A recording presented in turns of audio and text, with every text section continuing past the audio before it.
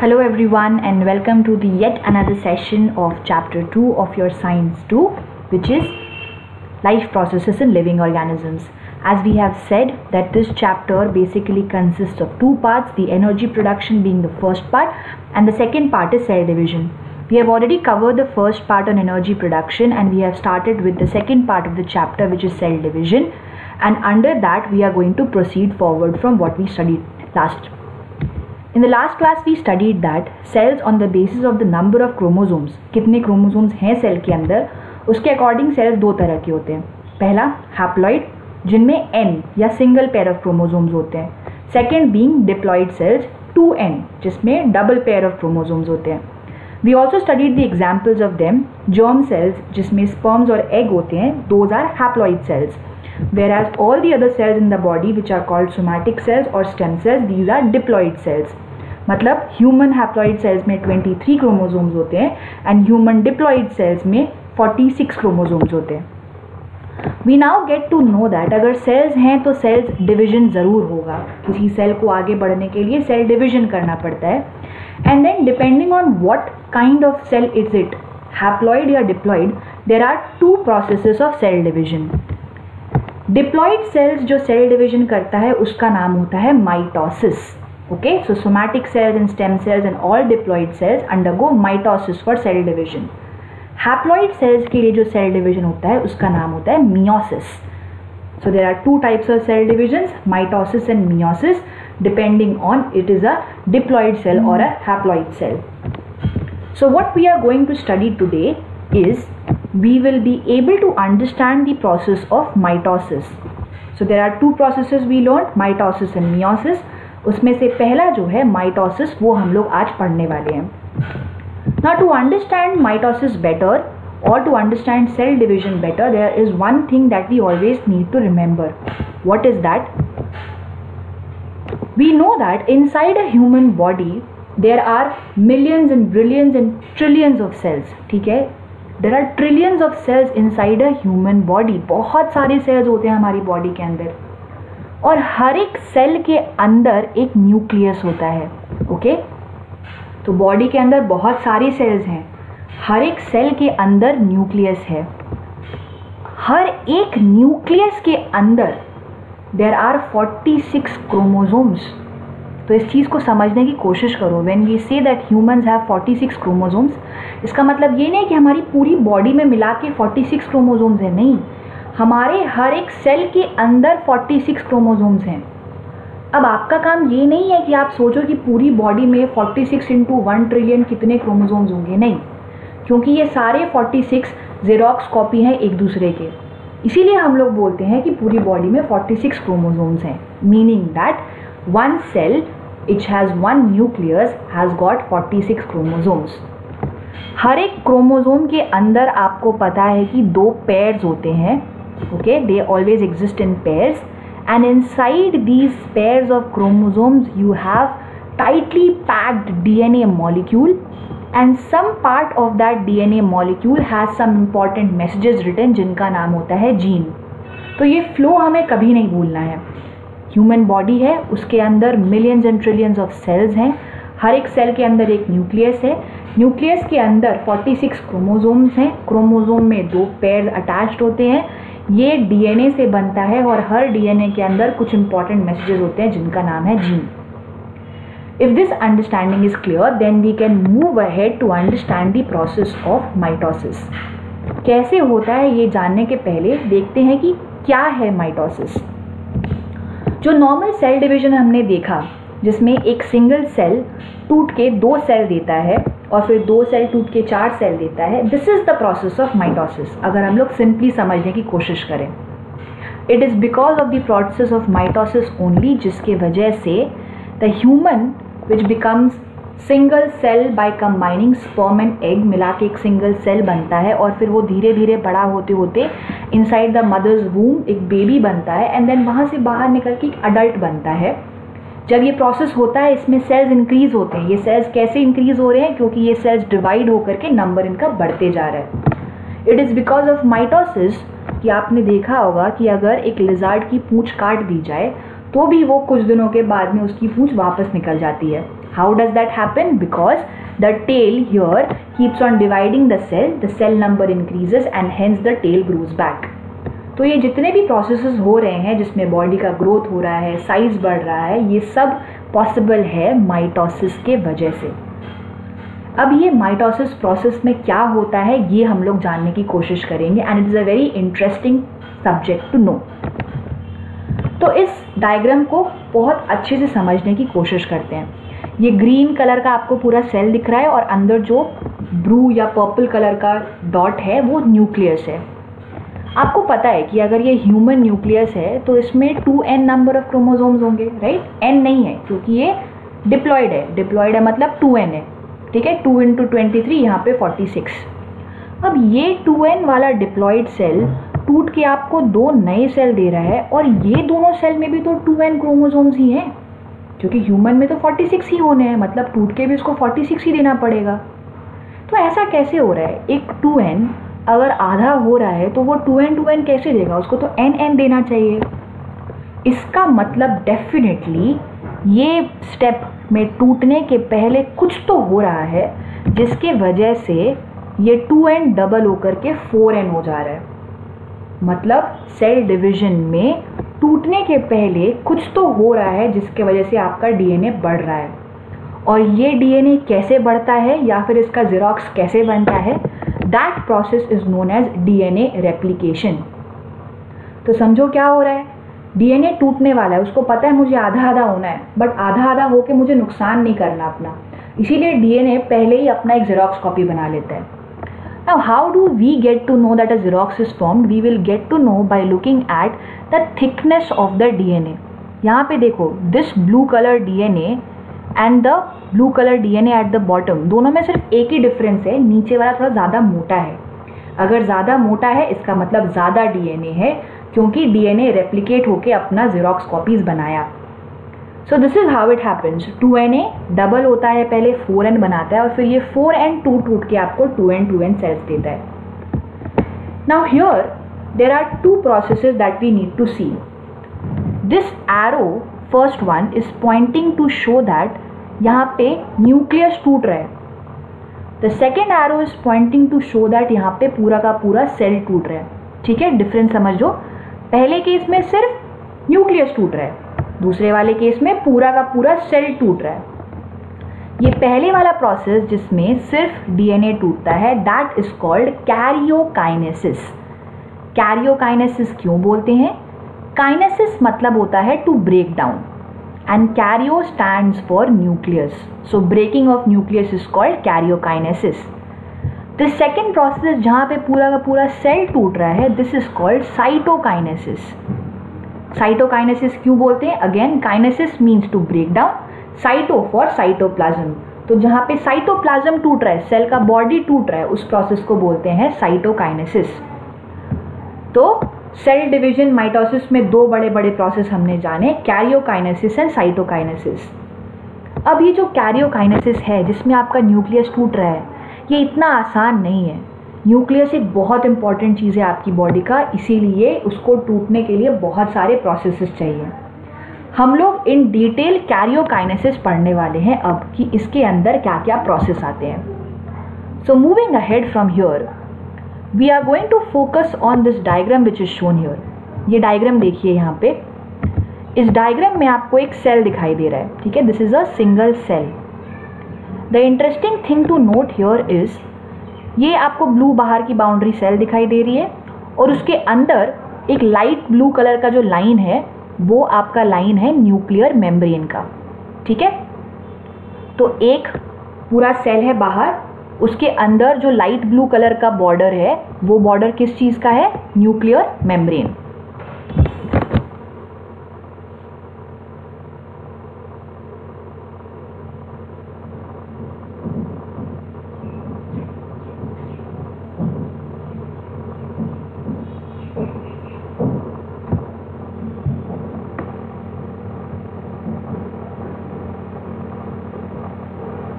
Okay, so what you can see over here is the outer boundary is the cell boundary और उसके अंदर एक light blue colour का boundary है जिसका नाम होता है न्यूक्लियर मेम्ब्रेन। अभी यहाँ पे जो अंदर में आपको दिख रहा है ना, ये डीएनए ही है, लेकिन this DNA is not the same as the DNA that we have studied. हमने तो एक्स शेप का डीएनए पढ़ा था, ये ऐसा क्यों है? जो एक्स शेप का डीएनए होता है वो सिर्फ और सिर्फ सेल डिवीजन के टाइम पे होता है, उसके अलावा कभी नहीं होता। उसके अलावा सेल ऐसे थ्रेड की तरह खुला हुआ रहता है। तो हमेशा सेल डिवीजन के पहले सेल का थ्रेड ऐसे खुला रहता है, और उसके अलावा एक और चीज़ होती है सेल के बाहर जिसका नाम होता है centriole. So this thing that you can see outside, this is called the centriole. इसके बाद क्या होता है? पहला फेज शुरू होता है। ये जो थ्रेड लाइक डीएनए था ये धीरे धीरे रेप्लिकेट होके डबल होगा। पहला ये आपको दिख रहा है, पहले सिंगल पिंक कलर का होना चाहिए था, ये डबल होके 2 पिंक कलर का हो गया क्योंकि रेप्लिकेशन होना है, टूटने के पहले आपको 4n बनाना है। तो ये डबल हो गया। डबल होने के बाद ये अपना एक शेप लेगा, जो क्रोमोसोम का शेप हमने पढ़ा था एक्स वाला, वो शेप लेगा। और इसी के साथ साथ ये देखो, ये जो सेंट्रियोल है ये भी डबल हो जाएगा और 2 अलग अलग कोनों में आ जाएगा। इसके बाद क्या होता है, ये जो 2 आपस में साथ साथ के क्रोमोसोम्स दिख रहे हैं ना पैर में, they are called sister chromatids. पास पास है ना, साथ में रह रहे, that is why they are called sister chromatids. पहले फेज में सिस्टर क्रोमैटिड्स दिख गए और ये जो सेंट्रियोल थे ये डबल होके 2 ऑपोजिट कॉर्नर्स में आ गए। उसके बाद क्या होता है, ये जो बीच की वाइट डॉट है, you remember we call it centromere, तो सेंट्रोमियर डबल होगा, 2 सेंट्रोमियर्स बन जाएंगे। और साथ ही साथ एक थ्रेड लाइक स्ट्रक्चर सेंट्रोमियर को सेंट्रियोल से ज्वाइन करेगा। ओके, देखो एक थ्रेड लाइक स्ट्रक्चर हर सेंट्रोमियर को सेंट्रियोल से ज्वाइन कर रहा है। इसके बाद जो होगा, दीज फाइबर्स जो ज्वाइन कर रहा है सेंट्रियोमियर को सेंट्रियोल से, they are called spindle fibre. तो अब क्या है, अब एक टग ऑफ वॉर का मैच शुरू होने वाला है जिसमें ये दोनों सेंट्रियोल आपस में कंपटीशन करेंगे, कौन ज़्यादा या कौन पहले क्रोमोसोम्स को लेके जाएगा, समथिंग लाइक दैट। तो क्या होगा, ये दोनों सेंट्रियोल अब इन स्पिंडल फाइबर्स के थ्रू क्रोमोसोम्स को अपनी तरफ खींचने की कोशिश कर रहे हैं ऑपोजिट डायरेक्शन में, because of which you can see the chromosomes are going to break and they will start going in the opposite directions. उसके बाद धीरे धीरे सेल का बॉडी भी अलग अलग होने लगेगा, and from a single cell what you will ultimately get is 2 cells from here. ये पूरा का पूरा प्रोसेस है सेल डिवीजन माइटोसिस का, जिसको हम लोग अलग अलग फेजेस में लिखते हैं। पहला फेज होता है प्रोफेज। प्रोफेज में क्या होता है, डीएनए रेप्लिकेशन हो जाता है। ये देखो बाहर की जो ब्लू लाइन थी न्यूक्लियर मेम्ब्रेन की, ये धीरे धीरे यहाँ पे गायब हो गई, तो न्यूक्लियर मेम्ब्रेन की बाउंड्री गायब हो जाती है, एंड द सेंट्रियोल जो पहले यहाँ पे सिंगल था वो अब डबल हो जाएगा। If you see this properties it means it is prophase. Prophase से आगे हम लोग बढ़ते हैं तो हमें मिलता है मेटाफेज। मेटाफेज में क्या होता है, the spindle fibres can be clearly seen and the centromere has become double, and the most important point is, देखो सारे के सारे क्रोमोसोम्स एक लाइन में आ जाते हैं। This line is called the equatorial plane. Equator के जैसा ना, अर्थ के इक्वेटर के जैसा, that is why it is called the equatorial plane. उसके बाद जो नेक्स्ट फेज आता है जिसका नाम है एनाफेज। एनाफेज में क्रोमोसोम्स ब्रेक होके दूसरे ऑपोजिट एंड्स में जाना शुरू कर देते हैं, and then the last one is called telophase, जिसमें जो स्पिंडल फाइबर्स बने थे वो डिसअपियर हो जाएंगे, न्यूक्लियर मेम्ब्रेन वापस आ जाएगा और धीरे धीरे सेल डिवीजन शुरू होगा। These are the 4 different phases of mitosis inside karyokinesis. Now this is a picture that you can see on the screen कि माइक्रोस्कोप के अंदर आपके सेल्स डिवीजन के टाइम पे कैसे दिखते हैं। Pause your video for 2 seconds, observe कि देखो अलग अलग ये जो ब्लू कलर दिख रहा है ना, डार्क ब्लू कलर का, आपको ये सारा क्रोमोसोम है, और ये जो बाउंड्री दिख रही है आपको, ये सेल की बाउंड्री है। So you can see different DNA are present at different positions. Take 30 seconds pause करके वीडियो गेस करो कि कौन सा सेल कौन से फेज में है, prophase, metaphase, anaphase, telophase. Okay, make a guess. What I can clearly see here is, अगर ये जिसको मैं अभी पॉइंट कर रही हूँ ये मेरा नॉर्मल DNA है, इसके कलर से ये वाले कलर थोड़ा डार्क है, अगर डार्क है इसका मतलब क्या है, डीएनए ज़्यादा है, डीएनए ज़्यादा का मतलब है रेप्लिकेशन हो गया है, और रेप्लिकेशन कौन से फेज़ में होता है, प्रोफेज। तो मेरे हिसाब से ये शायद मुझे प्रोफेज लग रहा है। सेकेंड, दूसरा वाला देखते हैं। If you look at this one, here you can clearly see that chromosomes ने अपना शेप ले लिया है और वो एक लाइन में आके खड़े होने लग गए। तो वो कौन सा फेज होता है, absolutely correct, it is metaphase. And then you see the third one over here, सारे के सारे क्रोमोसोम्स दो ऑपोजिट एंड में चले गए, very clearly it is seen, दोनों ऑपोजिट एंड में चले गए। अब धीरे धीरे सेल टूटना शुरू होगा। This phase is called anaphase. We will now see some more pictures and understand these phases better. Let's try to observe the cell division in this process over here. अभी देखो यहाँ पे आपको अलग अलग सेल ना अलग अलग फेजेस में दिखाई दे रहे हैं। ऐसा क्यों? क्योंकि सारी बॉडी के सारे सेल्स एक साथ सेल डिवीजन नहीं करते। जैसे आप लोग अलग अलग स्टूडेंट्स हैं, किसी एक चैप्टर के आप लोग अलग अलग नोट्स कंप्लीट कर रहे होगे। अभी मैं इमीडिएटली पूछूंगी, किसी ने 2.4 किया हुआ होगा, किसी ने 2.5 तक किया, किसी ने 2.6 तक किया।